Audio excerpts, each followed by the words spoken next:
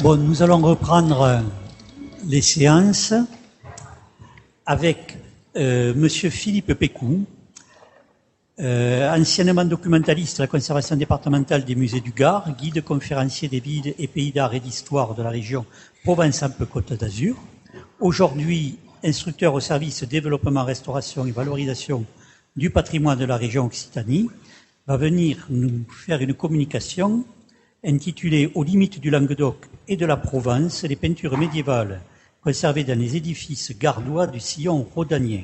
entre le XIIe et le XIVe siècle ». C'est à vous. Merci, bonjour à toutes et à tous. En préambule de cette présentation, je souhaitais remercier très rapidement le service de développement, de restauration, de valorisation du patrimoine, sa responsable Jocelyne Setavi, ainsi que mes collègues ici présentes pour leur soutien. Remercier également Sylvie de Cotigny pour sa confiance et puis me permettre de déroger un peu à la règle de cette journée puisque je vais faire une présentation qui est un peu hors du sujet de la communication faite aujourd'hui à cette occasion. Et puis également remercier notre collègue de l'inventaire régional, David Mogendre, qui a réalisé toutes les photographies que vous allez pouvoir apercevoir dans quelques instants. Donc la présentation qui va suivre souhaite mettre en évidence des peintures murales conservées dans 4 édifices de la basse vallée du Rhône, situés sur la rive droite de ce fleuve, entre les villes de Pont-Saint-Esprit au nord et celle de Villeneuve-les-Avignon au sud. Nous sommes là à l'est de notre région Occitanie. 2 villes qui sont au Moyen-Âge des lieux de passage importants et surtout des lieux de franchissement du Rhône, bien entendu, sur les ponts qui sont extrêmement bien connus et documentés aujourd'hui. Le Rhône qui est cette frontière administrative entre les terres du roi de France, le Dauphiné, les États du Pape, le comté de Provence, et qui demeure néanmoins un lien artistique très fort vers lequel des influences venues d'Italie et des terres languedociennes vont converger. En témoignent, vous les avez sous les yeux, des exemples notables rencontrés sur les plafonds de la cour royale de justice de la Maison du Chevalier à Pont-Saint-Esprit, aujourd'hui musée d'art sacré, ainsi que les peintures retrouvées dans la chapelle Saint-Jean-Baptiste de la Chartreuse du Val de Bénédiction à Villeneuve-les-Avignon. Ce sont là évidemment des exemples très connus, des peintures qui sont extrêmement bien documentées, étudiées, mais qui témoignent bien effectivement de ces 2 jalons que j'ai tenu à avoir dans cette région du Bas-Rhône. C'est donc sur la rive droite qui nous intéresse plus particulièrement et dans sa partie administrative occupée aujourd'hui par le département du Gard que je vous propose d'analyser des peintures de 4 édifices romans, moins connus, mais tout aussi intéressantes, vous allez le voir, de par à la fois l'architecture de ces chapelles, mais surtout par le décor qui nous intéresse. Commençons par l'église basse de la commune de Lirac, une église située ici en point numéro 1, dont on retrouve des traces dès le Xe siècle. C'est une église qui appartient à l'abbaye de Saint-André de Villeneuve-les-Avignon et qui va, comme vous pouvez le voir sur ces photographies, être constamment agrandie entre le XVIIe et surtout le XIXe siècle. Lirac, je le rappelle, se situant alors au Moyen-Âge, dans le diocèse d'Avignon qui pénètre très largement les terres languedociennes à cette époque. Cette église donc présente dans sa partie inférieure cet édifice qui a été considéré d'abord comme une crypte, mais qu'il convient mieux de nommer église basse, car c'est là sans doute l'édifice primitif du château qui a existé dans cette localité aujourd'hui disparue. C'est cet espace qui a permis la découverte en 1868 de peintures bien oubliées quelques années plus tard et redécouvertes, en tout cas dégagées, en 1989. À ce moment-là, et quelques années plus tard, L'église basse a été inscrite au titre des monuments historiques en 1990 et classée 2 ans plus tard, en 1992, pour le décor qui est visible aujourd'hui. Vous le voyez, c'est un espace aujourd'hui qui n'a pas été restauré,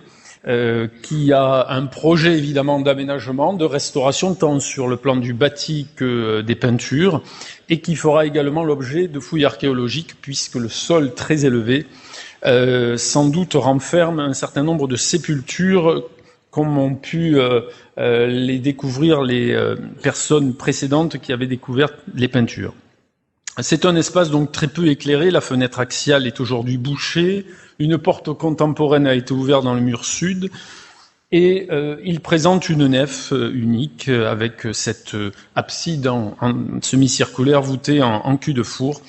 En tout cas, un édifice relativement simple, probablement transformé, comme je vous le disais, en crypte beaucoup plus tardivement. Les peintures que l'on y retrouve sur la partie du chœur essentiellement, et ici sur la voûte de ce dernier, sont à la détrempe et se concentrent dans ce secteur uniquement. 4 couleurs de base, vous le voyez, y apparaissent, ces ocres jaunes et rouges, de la terre verte, du noir, du blanc, et des personnages évidemment qui sont parfaitement reconnaissables, en tout cas pour ce grand Christ bénissant que vous apercevez sur le cul de four, avec cette mandorle, un Christ bénissant qui tient évidemment aussi un livre de la main gauche et béni de la main droite. Il est positionné haut dans cette abside avec cette représentation et ces traits relativement rigides, fixes. Une représentation graphique qui n'est pas sans rappeler d'ailleurs des peintures présentes sur la rive gauche, cette fois-ci du Rhône, à Châteauneuf-du-Pape, dans la chapelle Saint-Théodoric, à seulement quelques kilomètres de l'Irak, où l'on observe effectivement cette même frontalité dans les personnages, même si celle de Châteauneuf-du-Pape possède des qualités plastiques qui sont un peu plus élaborées. Sur chaque côté de la voûte du chœur, 4 autres personnages, 5 personnages se positionnent de part et d'autre du Christ, avec des attitudes assez figées également. 4 personnages auréolés, donc assez endommagés au niveau évidemment des visages. L'un au sud qui a été amputé en partie par l'ouverture de la porte de cet espace, qui tiennent des livres, certains des crosses également, et des vêtements qui sont traités de façon très différente, tantôt très rigides dans leur apparence, sinon plus maîtrisés pour certains. Un seul, en tout cas conservé, est accompagné d'un phylactère sur lequel est présent le nom Grégoire. Au-delà de ce chœur, c'est une frise végétale qui apparaît avec des traits épais, ocre, jaune, rouge, sur à la fois l'intrados de l'arc du chœur et également une même frise qui se prolonge dans la nef et qui vient souligner le départ de la voûte en berceau dans sa partie nord. Vous voyez ici la nef de cet espace qui est relativement réduite et qui possède aussi quelques éléments encore peints visibles dans l'espace. Autre chapelle à quelques kilomètres de là, cette fois-ci sur la commune de Montfaucon, la chapelle Saint-Martin de Ribéris. Nous sommes ici en point numéro 2, tout proche du Rhône. Un prieuré du XIIe siècle qui dépendait lui aussi de la puissante abbaye de Saint-André de Villeneuve-les-Avignon et qui fut progressivement abandonné au cours du XVIIe siècle en raison de son éloignement et surtout de son inondabilité des crues du fleuve. Une chapelle totalement désaffectée, en tout cas dans les années 1930, et transformée en remise agricole. Ce n'est vers 1980 que cet édifice va être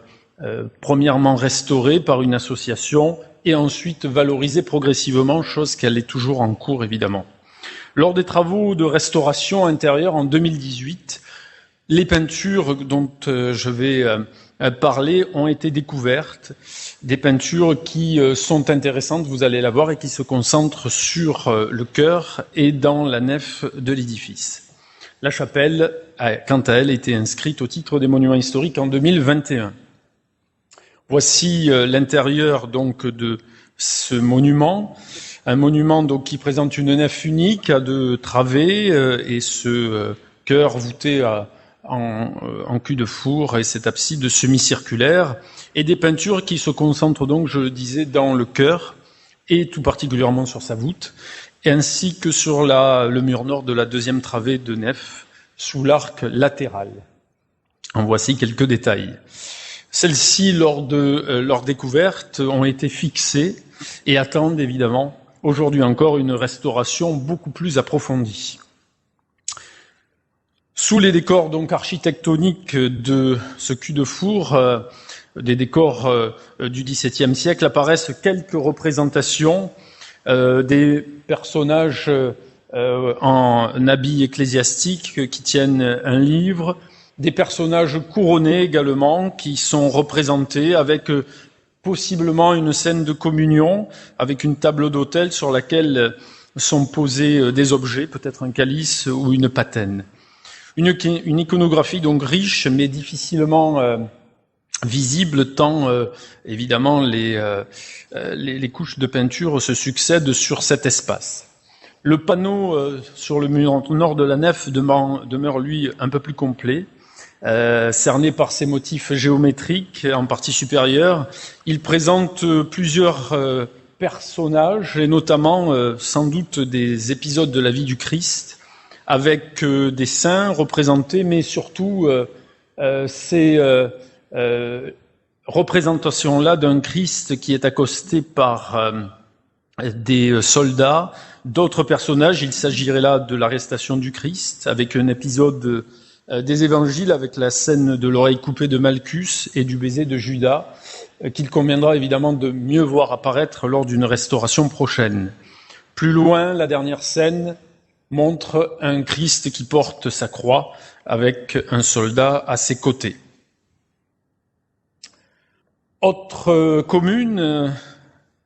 un peu plus au nord, la commune de Vénéjean et la chapelle Saint-Jean-Baptiste, ici en point numéro 3, qui est anciennement l'église paroissiale du village jusqu'en 1860. Chapelle funéraire, chapelle romane également, avec une très belle nef composée de 2 travées et un chœur semi-circulaire, comme pour les 2 édifices précédents. Une construction donc du XIIe siècle qui a été également largement remaniée et qui a livré également des peintures murales découvertes en 1969 et restaurées aussitôt dès leur découverte. Et un monument également inscrit dans la foulée au titre des monuments historiques en 1986. Hormis donc la première travée de nef qui est occupée par une tribune, le décor se concentre entièrement sur la 2e travée, également dans le chœur, et les chapelles latérales. Un décor cette fois-ci daté de la 2e moitié du XIVe siècle, qui présente un faux appareil sur la voûte, mais également sur les murs latéraux, des motifs géométriques ou alors évidemment des copies de pierres telles qu'on a pu les voir dans la précédente communication. Également une litre funéraire qui court sur les murs, symbole que cette chapelle est bien aussi un lieu d'inhumation, mais surtout un cycle profane qui se développe sur l'arc triomphal, avec à la fois la représentation de la roue de la fortune, ici même, élément très intéressant avec ces personnages et puis cette roue qui est parfaitement identifiée de part et d'autre de la fenêtre, et puis ici un cortège très effacé mais qui met en scène des cavaliers qui pourrait être celui du dit des 3 morts et des 3 vifs, qui est souvent fréquemment associé à la roue de fortune. Dans la chapelle latérale, un amphieu, qui est là aussi un lieu d'inhumation, qui est orné lui-même de rinceaux, de tiges qui s'enroulent autour de vases, et également sur les parois de l'ouverture du chœur, une représentation probable de Saint Christophe, qui a été identifiée en tout cas comme tel malgré son état de conservation. Dans l'abside, un décor beaucoup plus religieux cette fois-ci, avec sur le cul de four, ici même, un grand Christ auréolé qui s'inscrit dans cette mandorle. Et dans sa partie basse, cette fois-ci, le décor d'un collège apostolique. Au-delà de chaque colonne, des personnages qui s'inscrivent à travers donc ce décor qui prend place au bas de cette partie de l'édifice.